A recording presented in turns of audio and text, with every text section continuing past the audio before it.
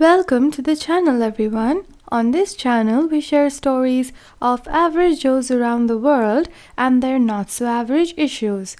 Let's start with the first story. My mom wants my late dad's ashes and I refuse to give them to her for this reason. So, to start, my parents have always been on and off again and were never married. I usually either lived with my dad or grandparents since my mother was and my mother never had a job.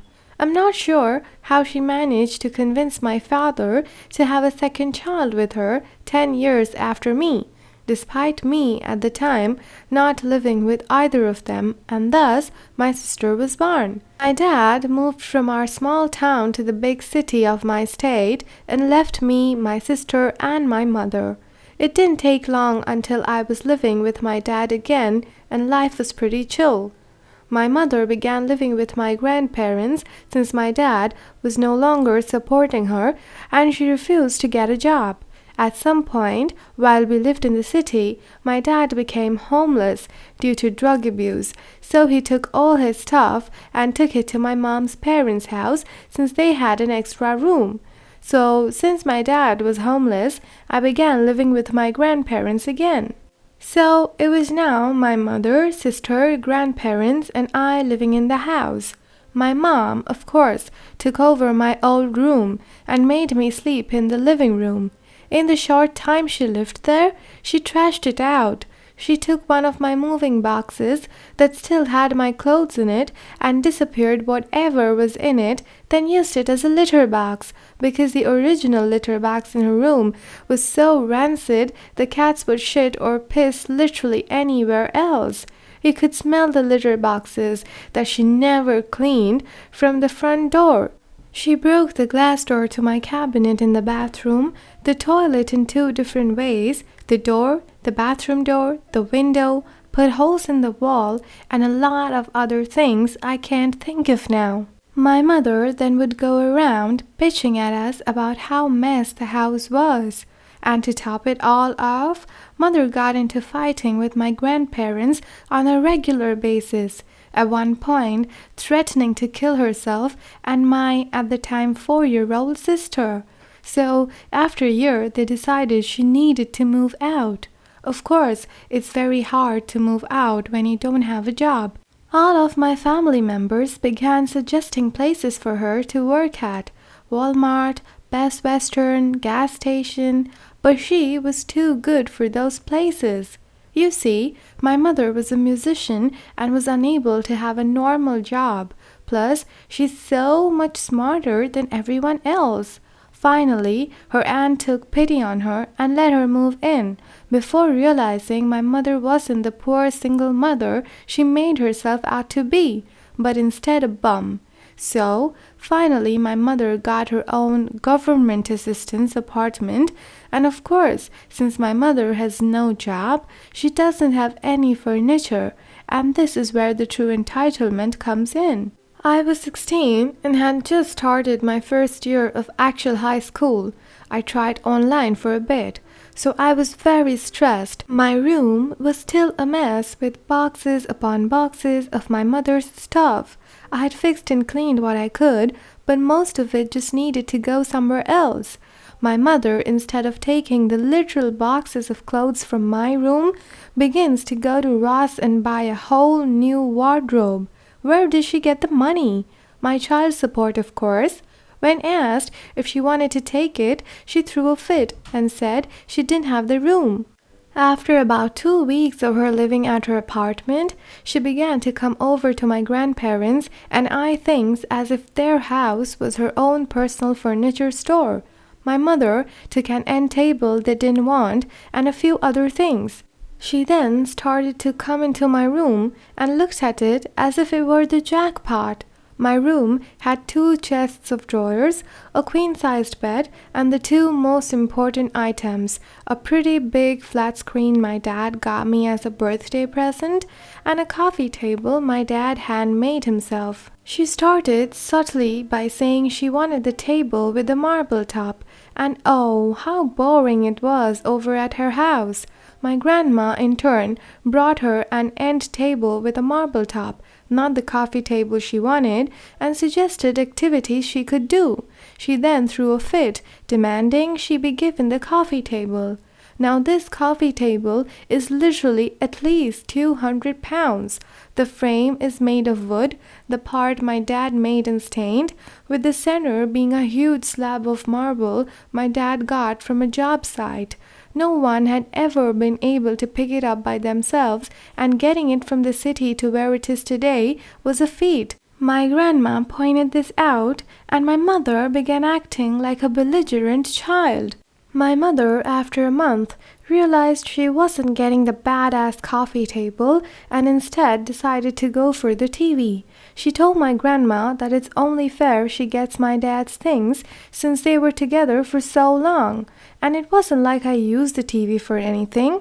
No, she needed my TV, despite the fact that when I was a child, she would literally scream at me if I dared turn on the TV because my shows annoyed her. No, now she loved the TV and her life depended on her owning mine.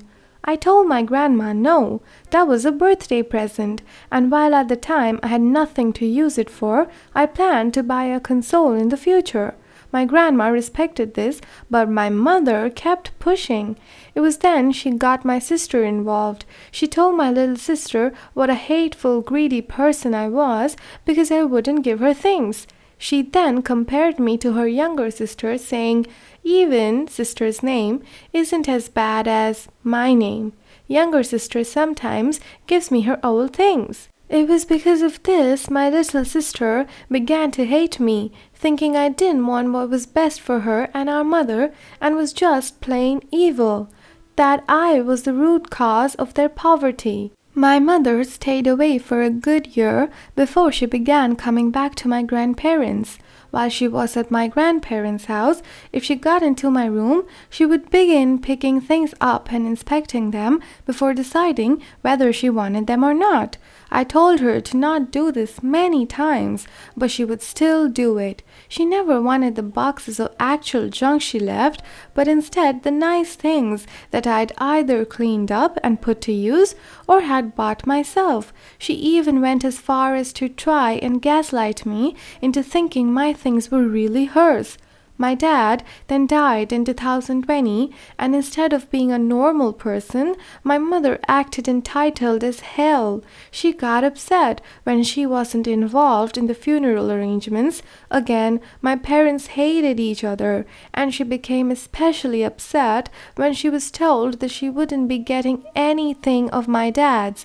Not even I got anything besides his ashes and what he left with me.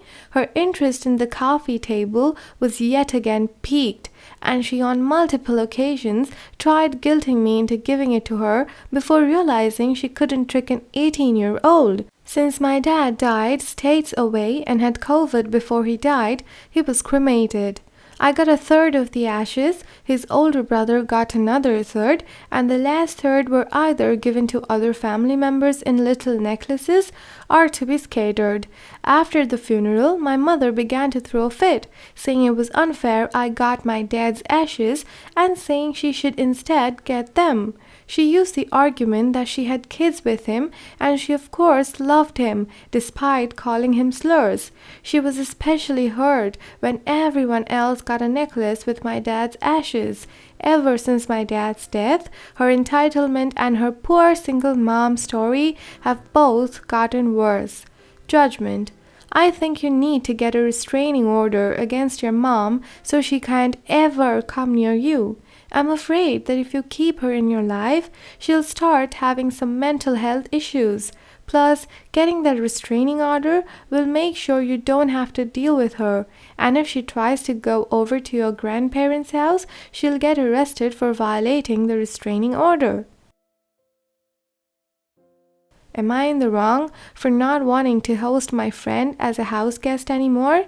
K is a childhood best friends with my husband, D, so through him, K and I have also become really good friends. When I first met D, he was living with K. Dee found living with Kay really difficult. He didn't pay rent on time, didn't do his washing up, partied for days on end, literally all night and day for 3 days straight, including one particular rowdy party Kay threw whilst Dee was recovering from appendix surgery. It was awful. Dee and I eventually moved out together, and Kay moved across the country. Now and again, Kay will visit us and other friends in the same city, so he'll come and stay with us. It's usually only a night or two, and it's always really difficult. He doesn't contribute or help out in any way. He isn't self-aware, and he's extremely messy and selfish. The last time he was here was before COVID, and he stayed for one night. He stayed in our small spare bedroom, and when I went in to clean it after he'd left, it was a state. Wet towels from his shower was bunched on top of the bed. He'd shoved peanuts down the side of the mattress. He'd smoked in the room, we were a non-smoking household, and put the ash on the windowsill. I told Dee I really can't have Kay stay again unless we have a conversation about the way he treats our home. Anyway, COVID happened and he hasn't visited in over 2 years. A few weeks ago, Kay called and asked if he could stay for 2 weeks. I'm currently changing jobs and just started a new job that has an incredibly intense training period. I've been emotionally drained for weeks with more weeks to come. I'm also due to have surgery in a few days. I told Dee it really wasn't good timing, but Dee said he really missed Kay and would help him out. In the end, I relented with Dee, promising we'd put rules in place and Dee would talk to Kay about him having more respect for our home. Kay has been here for 4 days and it has been horrendous. He hasn't showered since arriving and it's beginning to be horrible to be around him. He hasn't washed anything up, not even a cup. He hasn't contributed to food. Dee and I aren't poor, but we're not rich enough to buy double to feed the 3 of us. He left our gas stove on because he didn't know how to use it, which filled our kitchen and dining room with gas until I smelled it.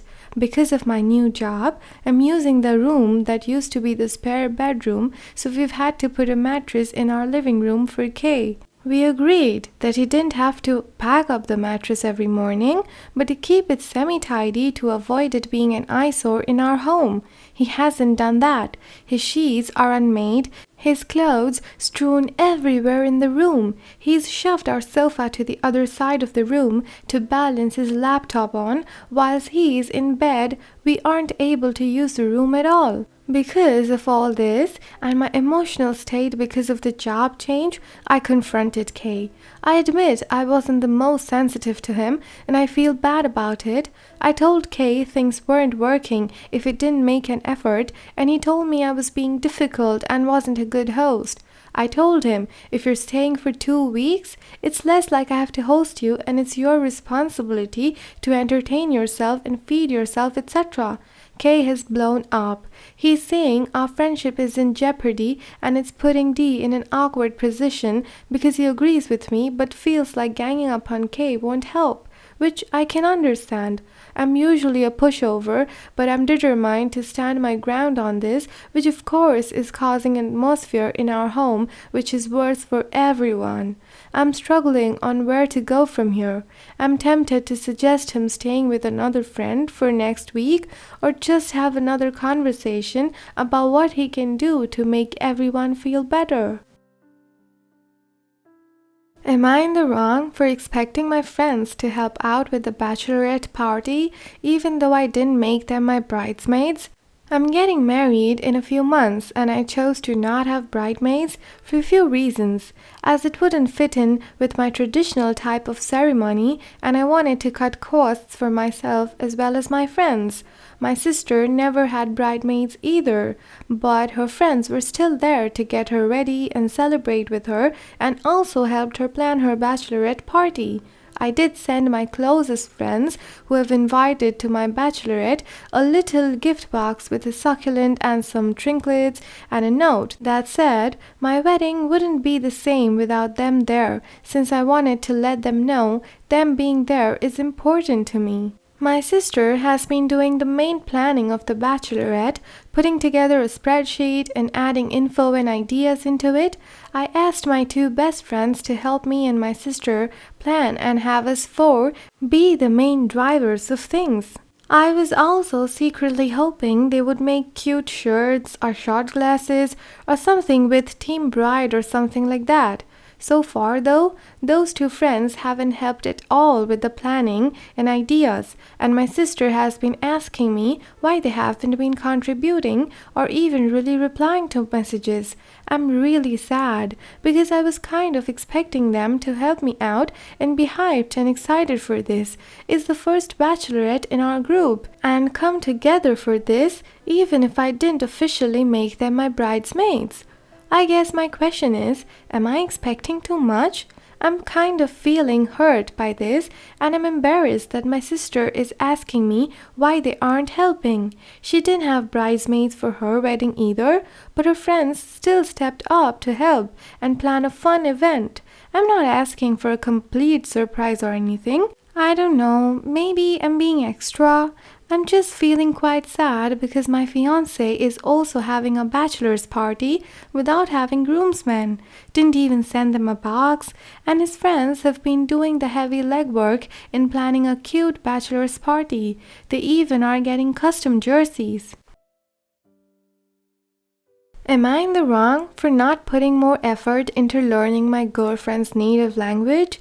I'm a 25-year-old male from England, currently living in Berlin, have been since 2018, and I love it here. For reference, my German is conversational but not fluent. I speak English and Greek as it's the language I grew up around at home. I met my now girlfriend who's Spanish here 2 years ago and everything is going great. We talk in English, but as things got more serious, we both agreed that I should start learning Spanish so I can communicate with her family. They don't speak any English, but I'm having a difficult time.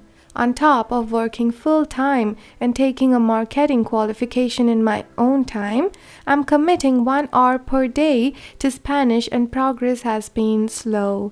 Considering I started from zero, England, much like the US, does a terrible job of teaching languages. I think I've done well, but I can sense a growing frustration from my girlfriend that I'm not conversational yet.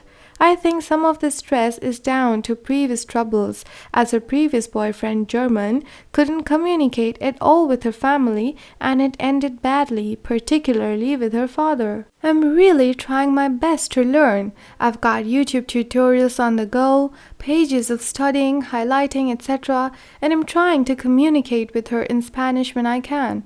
I feel it's sometimes forgotten that she had been learning English from the age of 11. I've literally been learning for 5 months at home. I was also recently promoted in January. That meant a busier work schedule, sometimes after a full-time day at work and further studying for my qualification. I can't muster up another hour of Spanish at 10 p.m., although I've stuck to a fairly consistent schedule. I'm honestly happy to learn, and I don't want her to feel nervous around her family again because her partner doesn't speak Spanish. It's entirely fair that I learn her language, but every time I bring up my struggles or have an off day without studying, I can feel her disapproval and frustration, which then discourages me. How can I approach this conversation sensitively while sticking up for myself without sounding defensive? We hope you enjoyed today's stories. Use the comment section below to state your verdict on the situation, express your opinions, and share some valuable advice.